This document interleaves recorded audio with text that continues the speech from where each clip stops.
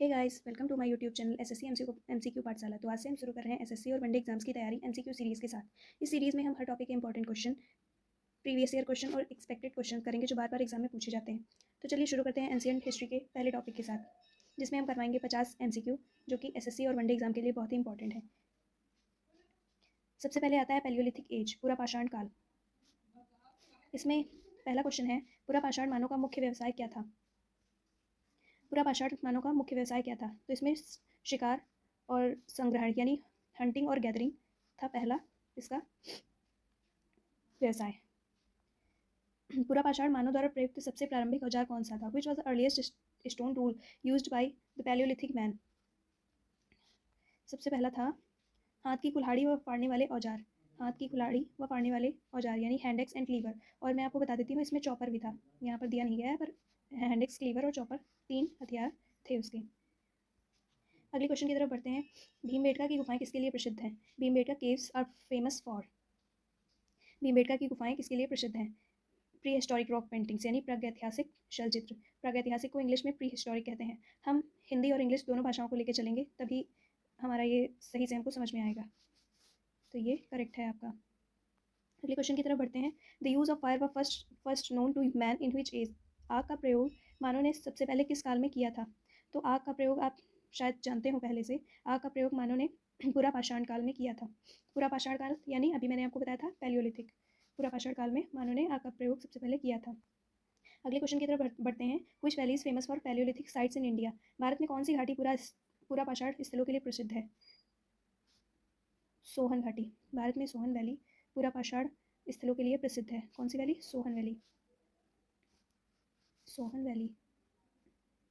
Which type of life did palaeolithic man lead? पूरा पाषाण मानव जो था वो किस प्रकार का जीवन व्यतीत करता था? तो मैं आपको बता देती हूँ, वो लोग घुमंतु हुआ करते थे। घुमंतु का मतलब है वो अपने शिकार की खोज में एक स्थान से दूसरे स्थान पर जाया करते थे। किसी एक मतलब कोई उनका एक स्थान निश्चित नहीं था जहाँ पे वे लगातार रुके, तो उन्हें घुमंतु इस वजह से कहा जाता था। अगले क्वेश्चन की तरफ बढ़ते हैं।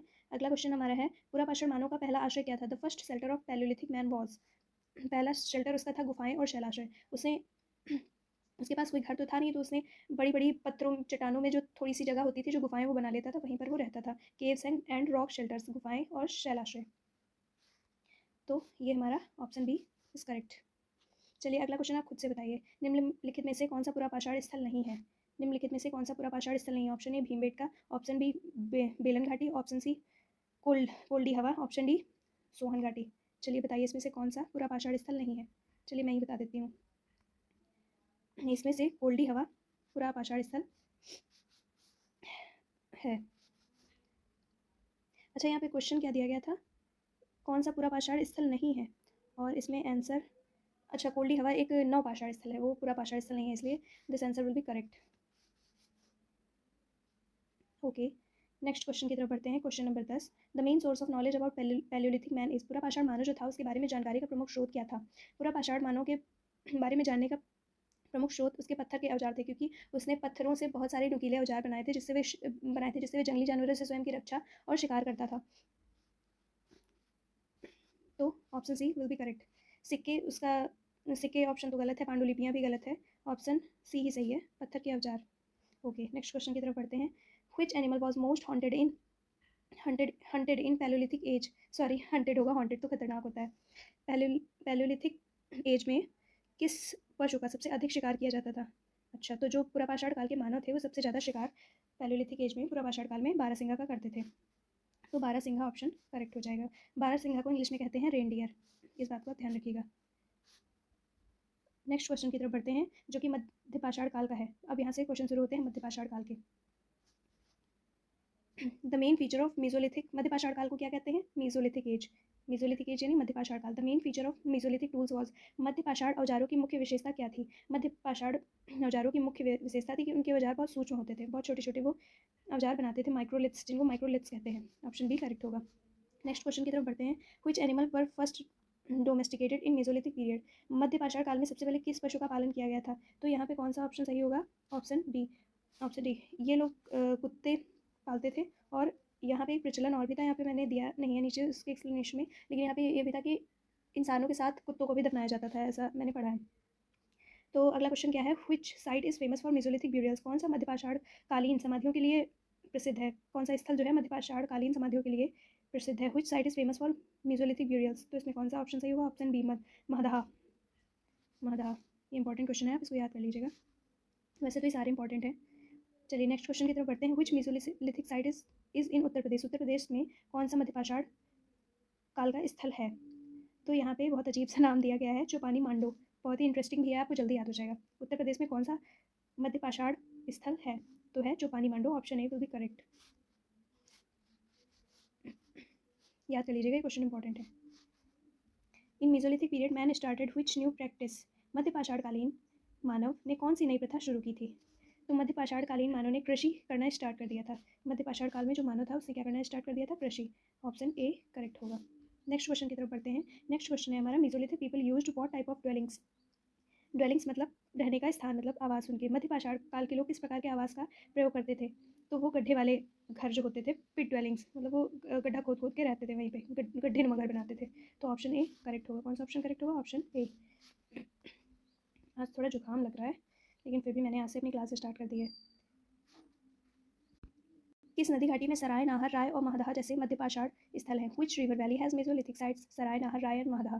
तो इसमें कौन सा ऑप्शन सही होगा? ऑप्शन ए बेलन घाटी, option B Ganga river, option C Ghaghara river, option D Narmada river. तो इसमें ऑप्शन सी सही होगा। Option C, it means Ghaghara नदी। नेक्स्ट क्वेश्चन की तरफ बढ़ते हैं। What was the chief food of Mesolithic people? जो मध्यपाषाण कालीन लोग थे, मेसोलिथिक पीपल, उनका सबसे मुख्य भोजन क्या था? मांस और जंगली फल। वो मांस और जंगली फल खा के रहते थे। फ्लैश एंड मांस को क्या कहते हैं इंग्लिश में? ये आपको याद रखना है, ये इंग्लिश में इंपॉर्टेंट है। Flesh and wild fruits. मध्यपाषाण काल की मुख्य खोज क्या थी? Which was the main innovation of mesolithic period? तो मध्यपाषाण कालीन जो लोग थे उनकी मुख्य खोज धनुष बाण थी, यानी bow and arrow. Bow and arrow, option C correct. Mesolithic paintings at Bhimbetka. Bhimbetka बहुत ही प्रसिद्ध स्थान है मेसोलिथिक पीरियड का। Mesolithic paintings at Bhimbetka mostly show. तो भीमबेटका की मध्यपाषाण काल चित्रकला में मुख्यतः क्या दर्शाया गया है? जो मध्यपाषाण काल में जो भीमबेटका में चित्रकला बनाई गई, बहुत सारी पेंटिंग्स बनाई गई, उनमें सबसे ज़्यादा क्या शो किया गया है? तो उसमें शिकार दृश्य, क्योंकि वो लोग शिकार बहुत करते थे। उनके पास, मैंने अभी आपको बताया था किस प्रकार के हथियार होते थे, बताइए। हाँ, तो उनके पास हथियार होते थे सूक्ष्म हथियार, बहुत छोटे छोटे। तो कौन सा ऑप्शन सही होगा? शिकार दृश्य, क्योंकि लोग शिकार के दृश्य बनाते थे दीवारों पे या पत्थरों पे या जहाँ पे भी। अब स्टार्ट होता है नियोलिथिक एज। चलिए नियोलिथिक एज स्टार्ट करते हैं। The earliest evidence of rice cultivation in India is found from which site? बहुत ही इंपॉर्टेंट क्वेश्चन। भारत में धान की खेती का सबसे प्राचीन प्रमाण किस स्थल से मिला? तो वो मिला कोल्डी हवा से। कहाँ से मिला? कोल्डी हवा।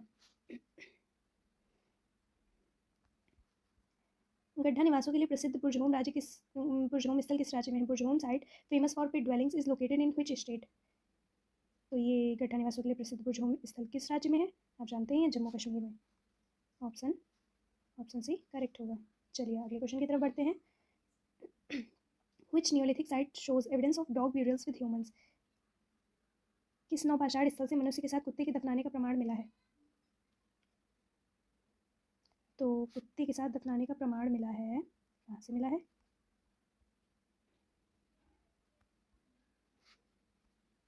ये मिला है बुर्जहोम से। सॉरी, वो वहाँ पे मैंने थोड़ा गलती से गलत हो गया मेरा। कुत्ते के साथ दफनाने का प्रमाण बुर्जहोम से मिला है।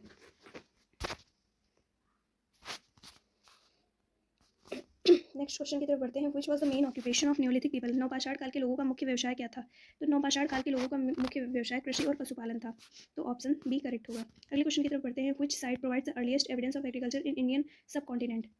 भारतीय उपमहाद्वीप में कृषि का सबसे प्राचीन प्रमाण किस स्थल से मिलता है? तो भारतीय कृषि उपमहाद्वीप में कृषि का सबसे प्राचीनतम प्रमाण मेहरगढ़ से मिलता है, मेहरगढ़ से। अगले क्वेश्चन की तरफ बढ़ते हैं। Which animal was first domesticated by neolithic people in India? Bharat में नवपाषाण काल के लोगों द्वारा सबसे पहले किस पशु को पालतू बनाया गया? तो सबसे पहले पालतू बनाया गया भेड़ और बकरी को। अगले क्वेश्चन की तरफ बढ़ते हैं।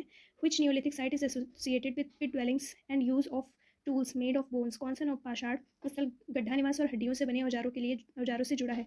तो वो है हमारा बुर्जहोम। आई होप आपको समझ में आ रहा होगा। ये क्वेश्चन बहुत ही इंपॉर्टेंट है। अगर आप जिस टॉपिक से मैं जितने क्वेश्चन करवा रही हूँ, अगर वो आप पढ़ लेते हैं तो आपका मतलब 90 to 95% कवर ही हो जाना है।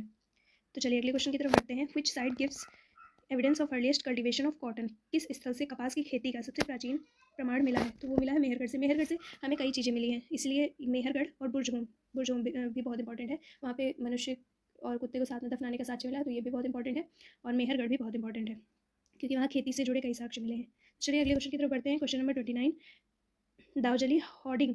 दाउजली हॉर्डिंग नौपाषाण स्थल किस राज्य में स्थित है? तो Daojali Hading neolithic site is located in which state? Daojali Hading नौपाषाण स्थल किस राज्य में स्थित है? ये क्वेश्चन आपको याद करने में थोड़ी कठिनाई हो सकती है, तो ये दार्जिलिंग को आप दार्जिलिंग से याद कर लीजिए, क्योंकि दार्जिलिंग तो पता ही आपको असम में है, चाय के बागान वहाँ के फेमस हैं। तो दार्जिलिंग को दार्जिलिंग से याद कर लीजिए, तो इसका आंसर आप असम लगा सकते हैं उस हिसाब से। चलिए अगले क्वेश्चन की तरफ बढ़ते हैं। क्वेश्चन नंबर 30, कौन सा नौपाषाण स्थल मिट्टी के बर्तनों पर धान के भूसे के निशानों के लिए प्रसिद्ध है? तो इसमें कौन सा सही होगा? हल्लूर। ये क्वेश्चन भी इंपॉर्टेंट है। हल्लूर नहीं, हल्लूर नहीं होगा, कोल्डी हवा। क्या क्वेश्चन था, एक बार मुझे चेक करना पड़ेगा। कौन सा नौपाषाण स्थल मिट्टी के बर्तनों पर धान के भूसे के निशानों के लिए प्रसिद्ध है? ओ, क्वेश्चन से पहले में थोड़ी मिस्टेक हो गई, तो ये कोल्डी हवा है, ये इतना इंपॉर्टेंट नहीं है। Which site is in Bihar gives evidence of continuous habitation from Neolithic to Harappan period? Bihar का कौन सा स्थल नवपाषाण से लेकर हड़प्पा काल तक निरंतर निवास का प्रमाण देता है? तो ये है चिरांद। नाम सुनने में थोड़ा सा अजीब है, चिरांद। चलिए अगले क्वेश्चन की तरफ बढ़ते हैं। Which type of tools are typical of Neolith period? नवपाषाण काल के विशिष्ट औजार कौन से थे? चमकाए हुए पत्थर के औजार यानी पॉलिश्ड स्टोन टूल्स, मतलब वो लोग जो पत्थर के औजार यूज़ करते थे वो पॉलिश्ड वेल प्रॉपर, मतलब बहुत अच्छे से बने होते थे, उन पर पॉलिश वगैरह भी होती थी।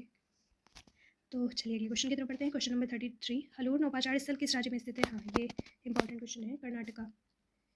Question number 34, which neolithic site is associated with pit burials? कौन सा नौपाषाण स्थल गड्ढा दफन के लिए प्रसिद्ध है? तो गड्ढा दफन के लिए बुर्ज होम है, क्योंकि इसमें गड्ढे में कुत्ता और मनुष्य दोनों को साथ में दफनाया जाता था। तो इसमें कौन सा सही है? बुर्ज होम। हमने बहुत सारा कवर कर लिया है। क्वेश्चन नंबर 35 पर हम पहुंच गए हैं। Which crop was first domesticated in Mehrgarh? Mehrgarh से मैंने बताया था आपको बहुत सारे क्वेश्चन आते हैं, इंपॉर्टेंट है। मेहरगढ़ प्लेस बहुत इंपॉर्टेंट है। मेहरगढ़ में सबसे पहले किस फसल को उगाया गया था? तो मेहरगढ़ में सबसे पहले उगाया गया था गेहूँ और जौ। कौन सा उगाया गया था? गेहूँ और जौ। Which site shows evidence of earliest pottery? कौन सा स्थल सबसे प्राचीन मिट्टी के बर्तनों का प्रमाण देता है? देखिए मैंने कहा था आपसे मेहरगढ़, मेहरगढ़ बहुत इंपॉर्टेंट है। तो मेहरगढ़ जो है वो मिट्टी के सबसे प्राचीन बर्तनों का प्रमाण देता है।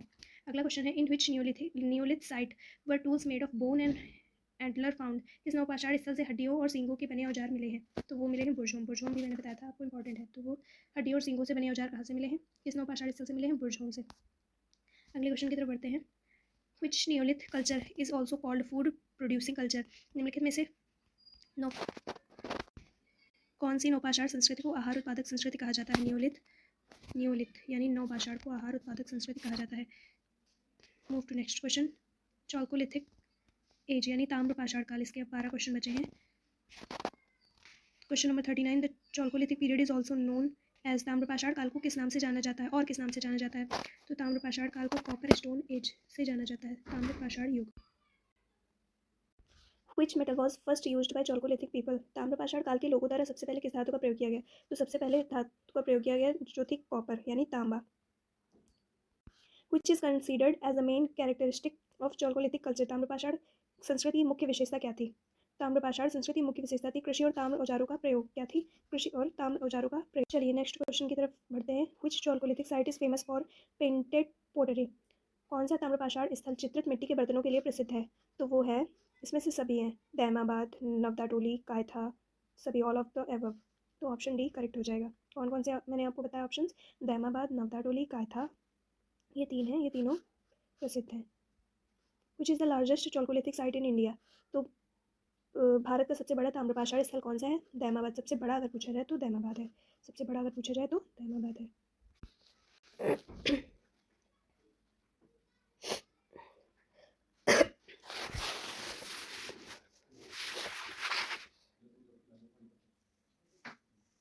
Which region is associated with आहर बनास चॉल्कोलिथिक कल्चर? आहर बनास ताम्रपाषाण संस्कृति किस क्षेत्र से जुड़ी है? तो वो है राजस्थान से जुड़ी हुई। कहाँ से जुड़ी है? राजस्थान से। चलिए नेक्स्ट क्वेश्चन की तरफ बढ़ते हैं। क्वेश्चन नंबर 47, हमारे 3 क्वेश्चन केवल बचे हैं। Which chalcolithic site is located इन मध्य प्रदेश? मध्य प्रदेश में कौन सा ताम्रपाषाण स्थल स्थित है? तो वो है कायथा। कायथा कहाँ स्थित है? कायथा कहाँ स्थित है? मध्य प्रदेश में। चलिए अगले क्वेश्चन की तरफ बढ़ते हैं। Which chalcolithic site is located in Maharashtra? Madhya Pradesh में स्थित है कायथा, और महाराष्ट्र में कौन सा स्थित है? महाराष्ट्र में सारे स्थित है, दैमाबाद भी, इनाम गांव भी, जोरबी भी, ये तीनों स्थित है। तो आप इन तीनों को याद कर लीजिए। ये इंपॉर्टेंट रहेगा आपके लिए।